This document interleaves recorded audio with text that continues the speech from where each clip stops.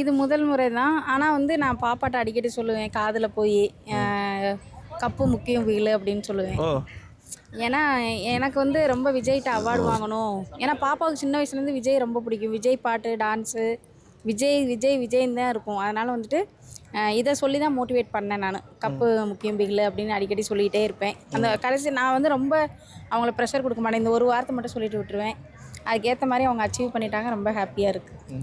ஓ, அதாவது விஜய் நீங்கள் பார்க்க முடியாமல் ஒரு திரையில் இருந்தார். அவர்கிட்ட உங்கள் மகள் வந்து ஒரு நல்ல மதிப்பெண் எடுத்து கூப்பிட்டு போய் காமிட்டி ஒரு குடும்பமாக நின்று அங்கே ஃபோட்டோ எடுத்துருக்கீங்க. உங்ககிட்ட என்ன பேசினார்? அந்த தருணம் உங்களுக்கு எப்படி இருந்தது?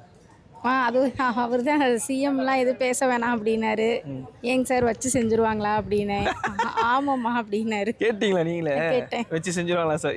வச்சு செஞ்சால் யார் செய்யணும்? யாரை சொல்கிறீங்க? திரையிலே பார்த்து வளர்ந்து சினிமா ஆக்டர்ஸ்னால் நம்மளுக்கு கரூர்லலாம் பெருசாக ஷூட்டிங் போகிறதுல யாரும் நம்ம பெருசாக பார்த்ததில்ல. அப்படியும் போது விஜய் சார்ன்ற போது அந்த டாப் அவர் அங்கேருந்து ஒருத்தர் விஷ் பண்ணும் போது நம்மளுக்கு எப்படி சொல்கிறது, அது இன்னும் பெருசாக இருக்குங்க. அதனால அது இன்னும் பிக் மோட்டிவேஷனாக இருக்குது. அதனால் ஏன்னா நிறைய பேரும் 10th ++2 2வது வாட்டிலாம் வாங்குறாங்க. ஆமாங்க. அவர் வந்து இப்போ நம்மளை எஃபர்ட் போட்டு சேஃபாக கூப்பிட்டு வந்து நமக்கு அக்காமடேஷனு, ஃபுட்டு ப்ளஸ் அவார்டு. இப்போ நீங்கள் ப்ரெஸ்லேயே வந்து நீங்களே வந்து பேசுகிறீங்க. இது மாதிரி வாய்ப்பெலாம் எங்களுக்கு அங்கே கிடைக்கிறது இல்லைல்ல. அதனால் பிள்ளைங்க வந்து motivate அதிகமாகறாங்க.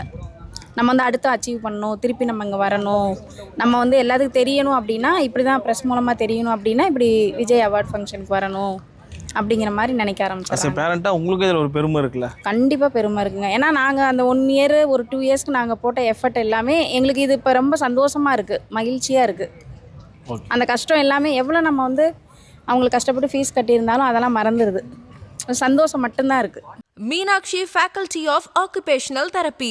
Admissions open for BOT and MOT. Apply now.